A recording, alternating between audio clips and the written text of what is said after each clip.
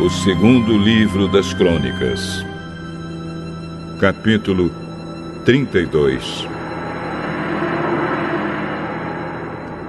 Depois de tudo isso e dessas provas de fidelidade que o rei Ezequias deu, Senaqueribe, rei da Síria, invadiu o país de Judá.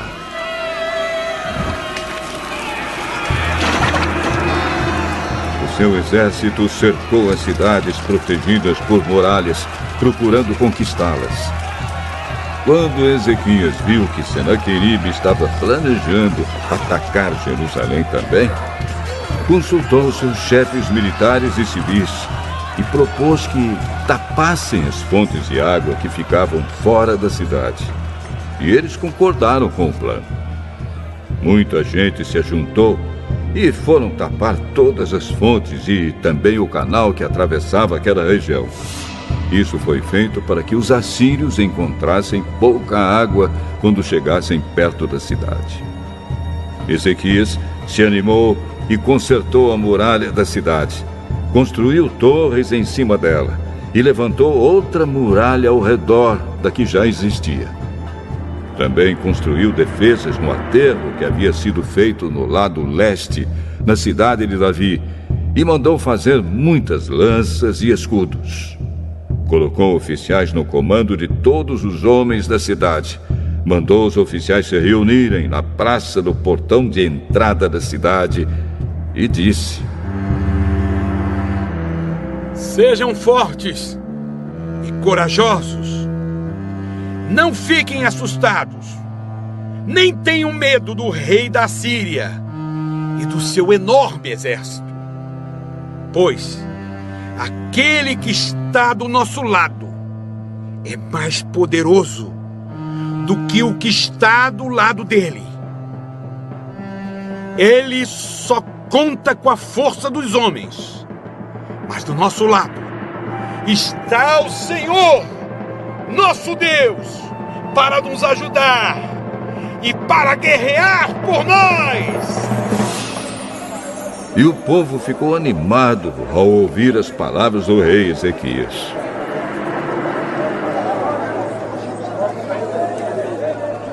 Algum tempo depois, Senaqueribe, rei da Síria, junto com seu exército, estava cercando a cidade de Laquis.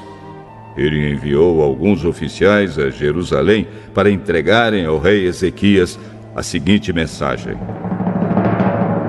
Eu, Senaqueribe, rei da Assíria, quero saber como é que vocês, moradores de Jerusalém, podem se sentir seguros ficando aí enquanto o exército inimigo está cercando a cidade. Ezequias diz que o Senhor, o Deus de vocês, os livrará das minhas mãos. Mas ele os está enganando. E vocês morrerão de fome e de sede. Pois foi o próprio Ezequias que acabou com os lugares de adoração e com os altares desse Deus. E disse ao povo de Judá e aos moradores de Jerusalém que adorassem a Deus diante de um altar só e queimassem incenso somente naquele altar. Será que vocês não sabem o que eu e os meus antepassados fizemos com os povos de outras nações? Vocês pensam que os deuses daquelas nações foram capazes de salvá-las das minhas mãos? Não. Não houve nenhum deus das nações que os meus antepassados conquistaram que fosse capaz de salvar o seu povo do meu poder. Então, por que é que vocês pensam que o seu Deus pode salvá-lo das minhas mãos? Portanto, não deixem que Ezequias os engane assim. Não se iludam. Não acreditem nele. Nunca houve nenhum Deus que pudesse salvar o seu povo do poder dos meus antepassados ou do meu poder. Muito menos o Deus de vocês poderá salvá-los. Os oficiais assírios disseram coisas ainda piores contra Deus, o Senhor, e contra o seu servo Ezequias. E Senaqueribe escreveu cartas em que insultava o Senhor, o Deus de Israel, dizendo o seguinte contra ele: Os deuses de outras nações não salvaram os seus povos das minhas mãos. Assim também o Deus de Ezequias não salvará o seu povo das minhas mãos. Os oficiais gritaram isso em hebraico aos moradores de Jerusalém que estavam em cima da muralha da cidade, a fim de assustá-los e deixá-los apavorados e assim poder conquistar a cidade. Os oficiais falaram a respeito do Deus de Jerusalém como se ele fosse como os deuses de outros povos, que são ídolos feitos por mãos humanas. Aí o rei Ezequias e o profeta Isaías, filho de Amós, oraram a Deus e pediram a sua ajuda. Então o Senhor Deus enviou um anjo que matou todos os soldados e todos os oficiais do exército assírio. O rei Senaqueribe voltou envergonhado para o seu país.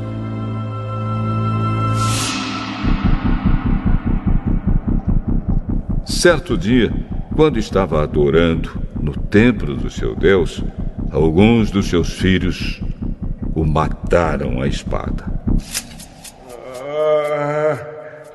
Foi assim que o Senhor Deus salvou Ezequias e os moradores de Jerusalém das mãos de Senaqueribe, rei da Assíria, e das mãos de todos os outros inimigos. E Deus deu ao seu povo paz com todos os países vizinhos. Muitas pessoas iam a Jerusalém levando ofertas ao Senhor e ricos presentes para o rei Ezequias de Judá. Daquela época em diante, a fama de Ezequias foi crescendo em todas as nações. Por esse tempo, o rei Ezequias ficou doente e quase morreu. Então orou a Deus, o Senhor, e Deus respondeu, dando um sinal para provar que ele ficaria bom. Deus foi bondoso com Ezequias, mas ele não lhe agradeceu, pois era orgulhoso. Por isso Deus ficou irado com ele, com o povo de Judá e com os moradores de Jerusalém. Aí Ezequias se arrependeu do seu orgulho, como também os moradores de Jerusalém. E assim o Senhor só castigou o povo depois da morte de Ezequias. Ezequias ficou muito rico e recebeu muitas homenagens. Construiu depósitos para guardar a prata, o ouro, as pedras preciosas, as especiarias, os escudos e os outros objetos de valor que possuía. Construiu também armazéns para os cereais, o vinho e o azeite, estrebarias para o gado e currais para os carneiros. Ezequias também construiu cidades. Ele se tornou dono de muito gado e de muitos carneiros, pois Deus lhe deu muitas riquezas. Foi Ezequias quem mandou tapar a saída de cima da fonte de Giom e cavar no lado oeste de Jerusalém um túnel, a fim de levar água para dentro da cidade. Tudo o que Ezequias fez deu certo. Quando as altas autoridades da Babilônia enviaram mensageiros a Ezequias para fazerem perguntas sobre o milagre que havia acontecido em Judá, Deus não o ajudou, pois queria pô-lo à prova, a fim de descobrir o que estava no fundo do seu coração. Tudo mais que Ezequias fez, inclusive as coisas que fez como prova da sua dedicação a Deus, está escrito na visão do profeta Isaías, filho de Amós, e na história dos reis de Judá e de Israel. Ezequias morreu e foi sepultado na parte de cima dos túmulos dos reis, que eram descendentes de Davi. Quando ele morreu, o povo de Judá e os moradores de Jerusalém lhe prestaram homenagens. E o seu filho Manassés ficou no lugar dele como rei.